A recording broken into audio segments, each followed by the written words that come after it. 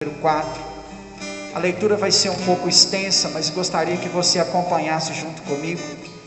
2 Timóteo capítulo 4, nós vamos ler a partir do versículo de número 1. Aleluia. O bom da transmissão aqui da igreja é porque tem alguns irmãos aqui comigo, né? Os irmãos do louvor estão aqui comigo, auxiliando, ajudando. E aí não dá aquela impressão da gente estar pregando sozinho, né? Já teve da outra vez que a gente fez as transmissões, o receio de chamar os irmãos na igreja para poder fazer o culto. Naquela época assustou a gente muito mais do que hoje. E era muito ruim estar na igreja sozinho, ou estar em casa dentro de um quarto sozinho pregando, parece que para ninguém, né? Então eu quero agradecer os irmãos que estão aqui comigo, porque tira essa sensação de não ter ninguém, né? Amém. Embora eu sei que você está aí do outro lado dessa transmissão. 2 Timóteo capítulo 4, a partir do versículo de número 1, diz assim: exorto-te solenemente diante de Deus e Cristo Jesus, que há de julgar vivos e mortos por sua manifestação e por seu reino. Prega a palavra, insiste, quer seja tempo oportuno ou não, corrige, repreende, exorta com toda longanimidade e doutrina, pois haverá tempo em que não suportarão a doutrina sadia, mas como se sentindo coceiras nos ouvidos, ajuntarão mestres segundo os seus próprios desejos, e se recusarão a dar ouvidos à verdade, entregando-se a fábulas. Tu, pois, sê sóbrio em tudo, sofre as aflições, faze o trabalho de um evangelista e cumpre plenamente o teu ministério. Estou sendo já oferecido como sacrifício de libação, e o tempo da minha partida está próximo. Combati o bom combate, completei a carreira, guardei a fé. Já agora, a coroa da justiça me está reservada, a qual o Senhor, justo juiz, me dará naquele dia. E não somente a mim, mas também a todos quanto amam a sua vinda. Procura vir logo ao meu encontro, porque Demas, tendo amado este mundo, me abandonou e se foi para Tessalônica, Crescente para a Galácia e Tito para a Dalmácia. Somente Lucas está comigo. Toma Marcos e traze-o contigo, pois me é útil para o ministério. E enviei Tiquito a Éfeso. Quando vieres, traze a capa que deixei em Troade, em casa de Carpo, bem como os livros, especialmente os pergaminhos. Alexandre, o latoeiro, me causou muitos males. O Senhor lhe dará a paga segundo as suas obras. Tu, acautela-te contra ele, porque fez forte oposição à nossa palavra. Na minha primeira defesa, ninguém compareceu a meu favor, mas todos me abandonaram. Que isso não lhe seja levado em conta. Mas o Senhor esteve ao meu lado e me renovou as forças, para que através de mim a pregação fosse plenamente cumprida e todos os gentios a ouvissem, e fui libertado da boca de leões. O Senhor me livrará também de toda obra maligna e me levará salvo para o seu reino celestial. A Ele seja a glória por toda a eternidade. Amém, amém, amém. Deus, esta é a Tua palavra que foi lida e será ministrada aos nossos corações. Eu oro, Deus, para que nesse momento Teu Santo Espírito esteja falando aos nossos corações. Que o Senhor esteja falando, Deus, aos irmãos que estão aqui comigo, me ajudando nessa transmissão. Que Teu Espírito Santo esteja alcançando cada coração, aonde essa transmissão estiver chegando. Teu nome seja exaltado, Teu nome seja glorificado, porque é a Sua palavra que está sendo pregada em nome de Jesus. Amém, amém. Pode se assentar, meu irmão. Se assente aí na sua casa também. Tente manter aí o foco e a atenção durante esta mensagem. É a palavra de Deus que vai ser ministrada ao seu coração. Amém? O pastor foi chamado para pregar palavras. A gente poderia falar de vários outros assuntos, mas o que esperar de um pastor se não a pregação da palavra de Deus, né? Então eu estou aqui para pregar e você está aí para receber em nome de Jesus. Amém? Nós lemos aqui uma das últimas cartas escritas pelo apóstolo Paulo, corrigindo, uma das últimas não, a última carta escrita pelo apóstolo Paulo. No momento que o apóstolo Paulo escreve essa carta, muito provavelmente tem alguém escrevendo essa carta para ele, e muito provavelmente esse alguém era Lucas, né? Essa é a última escrita, essas são as últimas palavras de Paulo. Nesse momento aqui ele está preso em Roma, e preso em Roma ele já havia sido condenado à morte por decapitação, e nesse momento que ele está na prisão, ele está aguardando a sua morte, ele está aguardando o dia da sua partida.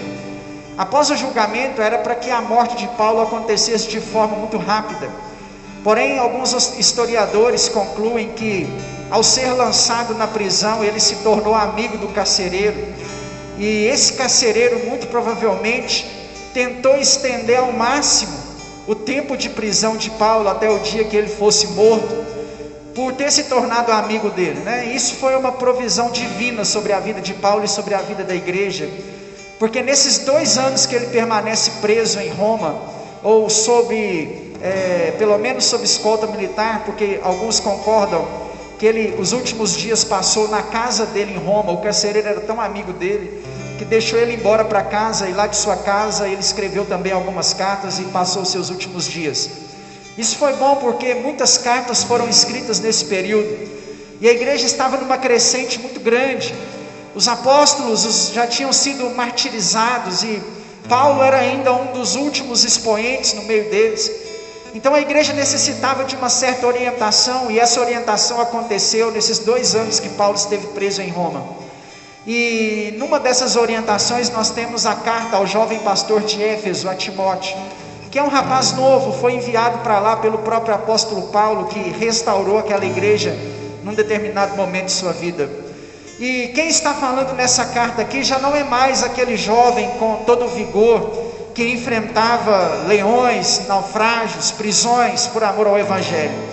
Quem está falando aqui a Timóteo já é um senhor de idade, alguém mais velho, com a cabeça branca, com as barbas brancas, né?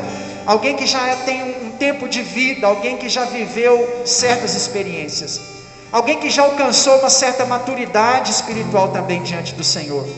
Essa maturidade ela é perceptível quando Paulo pede para que Lucas trouxesse, ou melhor dizendo, para que Timóteo enviasse a ele o jovem Marcos. Isso é sinal de maturidade, porque em Atos 13 e 15 Paulo briga com Barnabé por conta desse Marcos, e é sinal de que a maturidade chegou, porque agora o Senhor, já experiente na vida, entende a falta que João Marcos fazia para ele no ministério. Então quem está falando aqui agora já são as palavras de sabedoria de vida, de conhecimento, de alguém que viveu muitas coisas por conta do evangelho, de alguém que suportou muitas perseguições, de alguém que passou por muitas tribulações. E olha que não foram poucas. Se você ler sobre a vida e obra do apóstolo Paulo, você vai encontrar várias prisões, pelo menos 2 naufrágios, vários açoites. Foram muitas perseguições em praças públicas, foram muitos júris enfrentados, muitos processos na justiça, muitas perseguições. Apóstolo Paulo sofreu tantas perseguições que ele foi perseguido até pelos próprios apóstolos, né? O próprio Pedro coloca em questionamento seu ministério apostólico. Então quem está falando aqui é uma pessoa que já viveu muito do evangelho, e isso acontece junto com a gente com o passar do tempo. Maturidade cristã, maturidade espiritual, ela vai chegando às nossas vidas à medida que nós vamos passando por experiências espirituais. E essas experiências espirituais que estamos vivendo, certamente elas vão contribuir dentro da nossa espiritualidade. Irmãos, a igreja ainda não tinha passado por um período como esse que nós estamos passando agora. Eu, quando comecei a estudar para o seminário lá, para ser pastor, jamais imaginei que um dia eu iria ver a igreja fechada por força de um decreto municipal, ou estadual, ou federal. E tudo isso aí vai fazendo com que a nossa maturidade cresça, não é? Nós sabemos do valor que há no fato de congregarmos, de estarmos na igreja juntos. Eu sempre digo isso aqui na igreja e quero repetir: é insubstituível a experiência com Deus que nós temos dentro da casa de Deus. A falta da casa de Deus, ela gera em nossos corações frieza espiritual, proximidade com o pecado. A falta da casa de Deus nos afasta da presença de Deus. Então estarmos aqui é algo muito importante. Mas as experiências que nós vamos vivendo, elas vão trazendo também ao mesmo tempo maturidade em nossos corações. Nós estamos vivendo um tempo onde temos que ficar em casa e cultuar pelo celular ou pela televisão.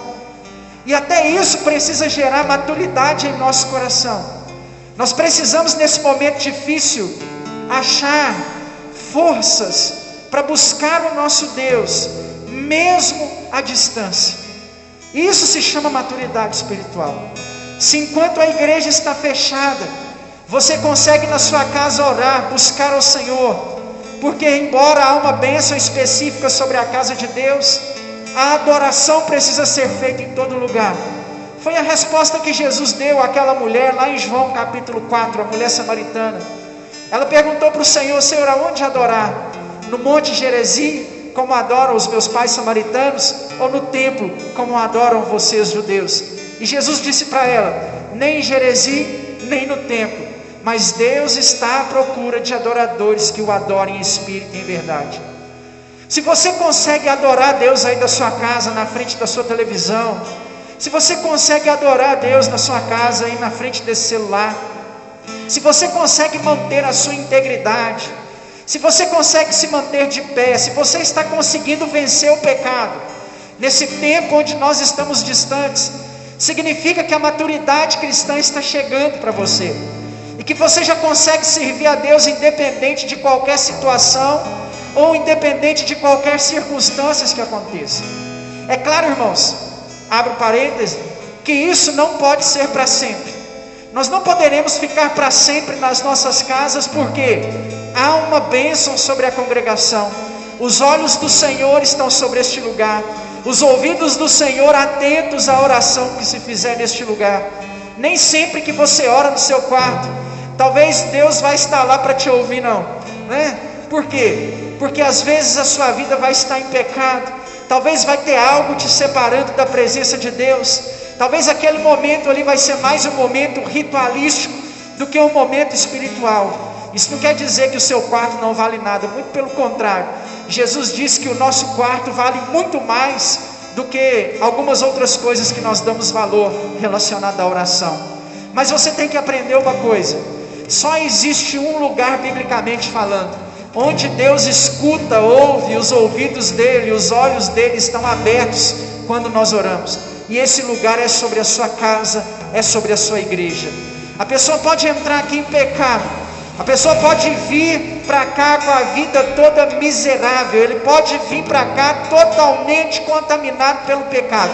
Se tem um lugar onde ele vai orar, e os olhos do Senhor estarão abertos, e os ouvidos do Senhor atentos, é dentro da casa de Deus. É o lugar que o Senhor escolheu, separou e santificou para que a congregação o adorasse. Então isso não pode ser para sempre. Ficar em nossas casas não pode ser para sempre. Mas nós precisamos aprender a manter a nossa espiritualidade, mesmo em tempos difíceis como esse que nós estamos vivendo. Busque forças em Deus, clame forças do Senhor, para que o Espírito Santo seja com você.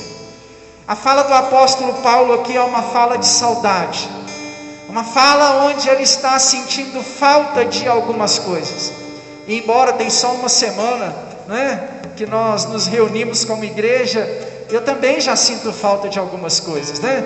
Sinto falta de algumas caras sentadas aqui nessas cadeiras. Sinto falta talvez dos irmãos que ficam lá na porta, ou de escutar as crianças recebendo uma aulinha ali no fundo, não é? Nós sentimos falta de algumas coisas. Talvez você também está sentindo falta de sair de sua casa e estar aqui na igreja buscando, clamando, servindo ao seu Deus, né? Estando no lugar aonde é certeza que os olhos de Deus estão, que os ouvidos do Senhor estão. O apóstolo Paulo na prisão aqui, ele sente falta de algumas coisas. A fala dele é uma fala de saudade. Ele sente falta de algumas pessoas. Ele sente a necessidade de estar com algumas pessoas. Nós não fomos criados para vivermos sozinhos e isolados. Se tem algo que o ser humano jamais vai conseguir viver, meu irmão, é isolado. Quando nós nos isolamos, quando nós ficamos sozinhos, é porque estamos depressivos. E aí isso não pode acontecer com a nossa alma em hipótese alguma. Precisa ser sarado, precisa ser curado. principalmente para o brasileiro, né? O brasileiro é alguém que não consegue mesmo ficar sem um abraço, sem um aperto de mão, sem contato humano, né? Quer judiar do brasileiro é fazer o que nós estamos passando aí durante todo esse último ano, não poder apertar a mão, não poder dar um abraço, não poder estar na casa da pessoa, né? Isso aí nos tortura, isso para nós é um martírio, porque nós não fomos chamados para vivermos isolados. O apóstolo Paulo sente falta de algumas pessoas. Isso nos ensina sobre relacionamentos humanos. Nós precisamos também valorizar os nossos relacionamentos humanos. De quem você sente falta? De quem você sente saudade? Nesse período pandêmico, nesse momento que a igreja está fechada, de quem você está sentindo saudade? De estar perto, de trocar uma palavra, de conversar um pouco. Nós precisamos valorizar os nossos relacionamentos humanos. Vivemos em tempos onde o cristianismo está meio deturpado, porque palavras iguais amor, perdão, não são mais tão praticadas como eram praticadas no passado. Irmãos, quando nós entendemos o valor das pessoas em nossas vidas, a maturidade cristã chegou para a gente. Nós não servimos a Deus para odiar outras pessoas. Você não pode declarar ódio a outras pessoas. Nós não podemos viver num tempo onde nós nos consideramos cristãos e afirmamos não poder estar junto, estar perto de alguém. Isso não é cristianismo. Cristianismo é pautado no perdão. Cristianismo é pautado na misericórdia. Hoje nós vivemos tempo onde, se uma pessoa não gosta da outra dentro da igreja, ela troca de igreja. Não era muito mais fácil se perdoar? Não era muito mais fácil praticar o amor? Não seria muito mais fácil obedecer aquilo que a palavra de Deus nos ensina, ao invés de ficarmos tomando decisões humanas, erradas? Meu irmão, nós vivemos num tempo onde o perdão é extremamente necessário sobre nossas vidas. Nós sabemos que Jesus está às portas. É só olhar ao nosso redor. Eu estou aqui num lugar público, né? A igreja é um lugar público. Por estar num lugar público, mesmo que eu estivesse aqui com poucos irmãos, eu tenho que estar com a máscara na cara. A igreja está fechada. Você não pode estar aqui. 2.000 pessoas estão morrendo por dia no nosso Brasil. A média de casos dentro da nossa cidade está em 50 casos positivos por dia. É só olhar à nossa volta e nós vamos perceber que Jesus está voltando. Deixa eu te falar uma coisa. Se Jesus voltar e o nosso coração não for perdoador, nós não vamos subir. Se nós não estivermos valorizando os nossos relacionamentos humanos, nós não servimos para estar no céu.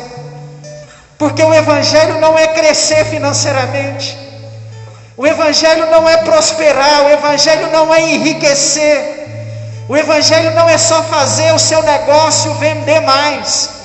O evangelho não é só para que você compre um carro novo. O evangelho não é para que você seja curado de sua enfermidade. O evangelho não é apenas para que você sinta alguns arrepios na sua espinha. O evangelho é para nos ensinar a amar. O evangelho é para nos ensinar a perdoar, a conviver enquanto igreja, enquanto pessoas. Se nós não conseguimos fazer isso, nós não servimos para o evangelho. Não queira ser você um aproveitador do evangelho. Não seja como o mágico Simão, não seja como Ananias, não seja como Safira, querendo se aproveitar do evangelho, achando que o fato de você ser crente significa que Deus é obrigado a abençoar a sua vida física. Ele não é. O Senhor nos chamou para escrever o nosso nome no livro da vida. E quando o nosso nome está no livro da vida, nós amamos, nós perdoamos, como fez o apóstolo Paulo. E no relacionamento humano, nós nos distanciamos daqueles que nos prejudicaram. Você prestou atenção no texto? Sabe o Alexandre Latoeiro? Este me causou muitos males. Não se aproxime dele. Afaste de você quem contamina a sua fé. Afasta de você quem quer ver você no chão espiritualmente. Não caminha com gente que está levando a sua espiritualidade para o buraco. Se a pessoa não te edifica, sai fora dela. Perdoa, né? Porque temos que perdoar, mas não somos obrigados a conviver. Não leva para dentro da sua casa quem prejudica a sua família. Nós precisamos aprender sobre relacionamentos humanos, porque assim como Deus usa pessoas para nos abençoar, o diabo também vai usar pessoas para nos destruir, e os nossos olhos precisarão estar abertos, atentos, precisamos estar vigilantes, relacionado a tudo que acontece à nossa volta. São os conselhos do apóstolo Paulo perto de sua morte. Relacionamentos humanos, cuidado com eles, ame mais, perdoe mais, evite aqueles que te causam prejuízos. O apóstolo Paulo também sente saudades de coisas muito importantes, né? Como os pergaminhos que ele deixou para trás, e ele pede para que naquele tempo de prisão Timóteo mandasse para ele os pergaminhos, os livros. Olha, irmãos, isso aqui é fantástico, sabe por quê? O maior pregador do Evangelho no Novo Testamento, o homem que mais abriu igreja, o maior missionário que a igreja teve, quando ele está velho, quando ele já viveu uma experiência na vida dele de salvação, quando ele já viveu todo tipo de experiência possível sobre a vida de um cristão, mesmo assim ele tem a necessidade de conhecimento. Apóstolo Paulo está caminhando para o final de sua vida, e sabe qual é uma de suas saudades? Conhecer mais. Ninguém, meu irmão, ninguém já viveu tudo no Evangelho, ninguém sabe tudo no Evangelho, ninguém já experimentou tudo que tem para se experimentar no Evangelho. Nós temos uma novidade todos os dias. Deus renova sobre nós a unção dele a cada manhã, a misericórdia dele a cada dia. Talvez você está vivendo na igreja como se você já soubesse todas as verdades ditas dentro do Evangelho. Você não sabe, porque nem o apóstolo Paulo sabia. E próximo ao final de sua vida, ele pede livros para que o seu conhecimento fosse ampliado. Você já leu a Bíblia toda? Pastor, eu já li há muito tempo, há 3 anos atrás eu li a Bíblia toda. Então quer dizer que você já conhece tudo? Você não precisa conhecer mais nada. Você já sabe, você já é o conhecedor de toda a verdade. Presta atenção no que nós acabamos de ler. O apóstolo Paulo, o maior pregador da igreja, um dos homens que mais teve experiência com o Senhor, no final de sua vida pensa assim: eu tenho que conhecer mais. Você não sabe tudo de Bíblia ainda, você não sabe tudo de louvor e adoração, você não sabe tudo sobre oração. Por que nós paramos de orar? Por que paramos de adorar? Por que nos consideramos superiores aos outros? O apóstolo Paulo está pedindo os livros para que ele leia. Que livro você está lendo esse ano? Qual parte da Bíblia você está esse ano? O apóstolo Paulo entendeu que ele não poderia parar com a leitura. Saudade do apóstolo Paulo aqui é de suas capas, né? Porque ele já disse ele disse no texto que está num lugar que Roma é frio, e aí ele está passando frio, então ele pede para que trouxessem para ele as suas capas, para que ele se acomodasse naquele lugar frio e tivesse o seu corpo aquecido. Sinal, irmão, sinal de alguém que já viveu tudo e já experimentou tudo por conta do Evangelho. Sinal de um corpo enfraquecido e mesmo sabendo que está na sua velhice, mesmo vivendo um tempo de adversidade, mesmo passando frio, não deixou de servir a Deus. Meu irmão, está fazendo frio para nós espiritualmente.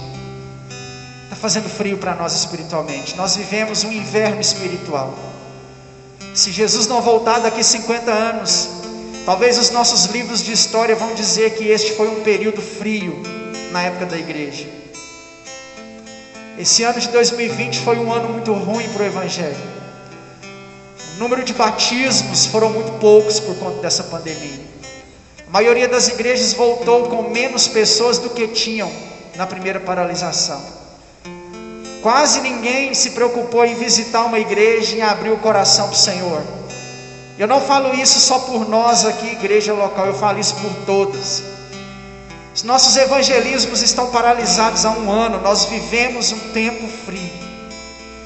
Mas não é porque está fazendo frio espiritualmente falando, que significa que nós devemos parar. Eu quero chamar você para, assim como o apóstolo Paulo aqui em Roma, passando frio, continuou pelo menos escrevendo. Era o último recurso, era a última coisa que tinha para fazer. Paulo preso, condenado à morte, não tinha vigor físico mais para ir para as praças, para enfrentar tribunais, não tinha vigor físico mais para viagens missionárias, e ele pensava dentro de uma cela: o que eu posso fazer pelo meu Senhor? O que eu posso fazer pelo Evangelho? O que eu posso contribuir para a obra de Deus aqui dentro desse lugar?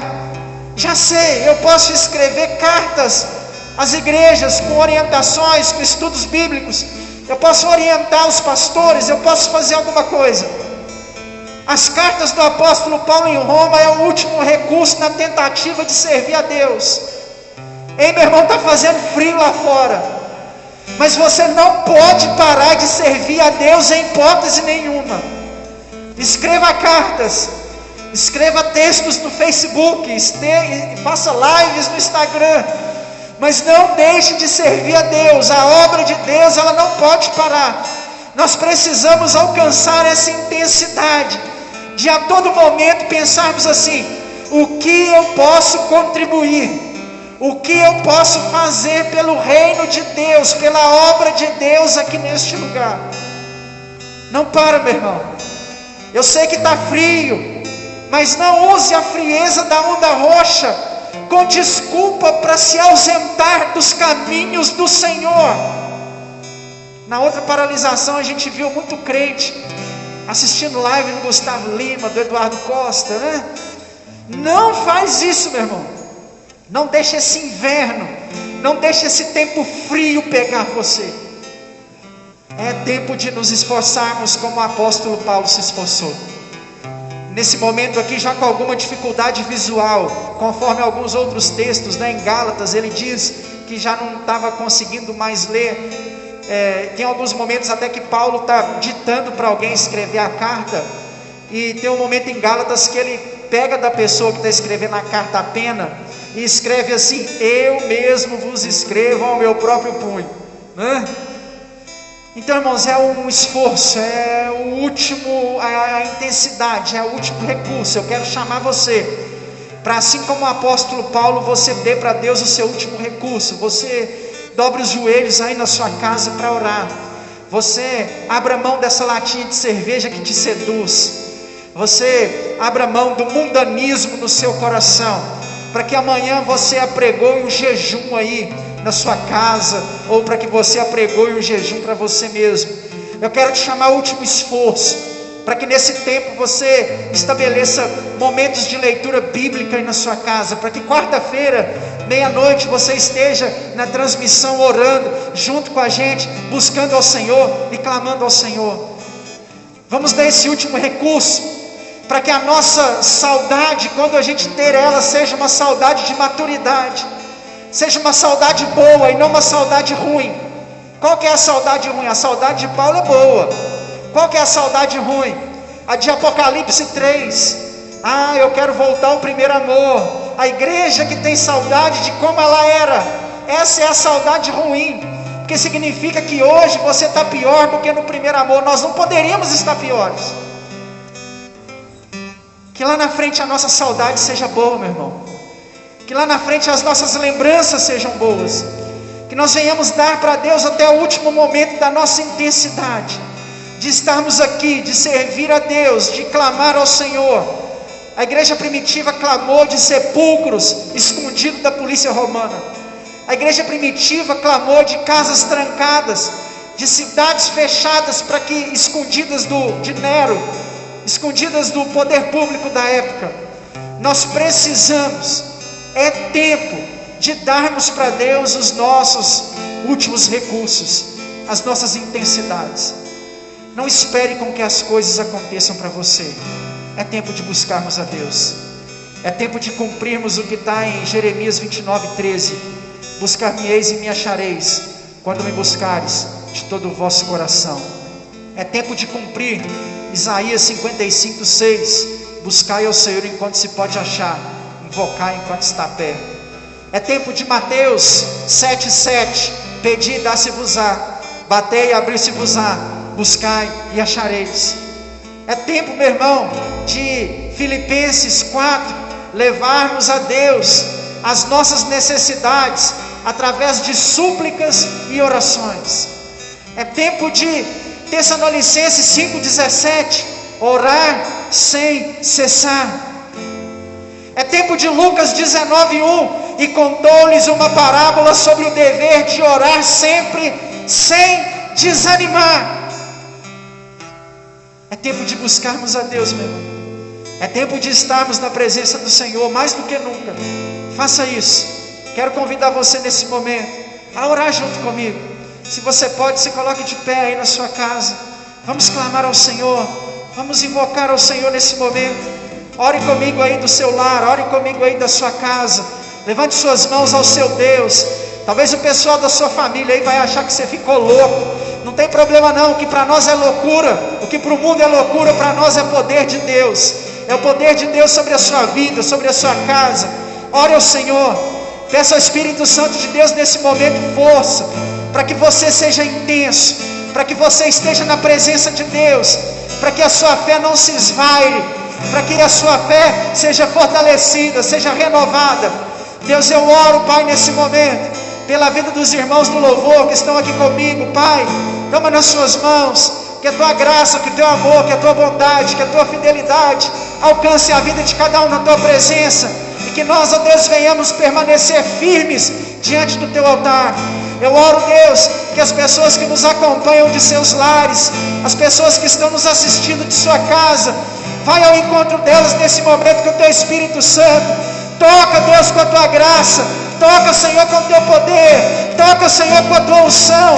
Traz força espiritual. Revigora as forças dos teus servos, em nome de Jesus.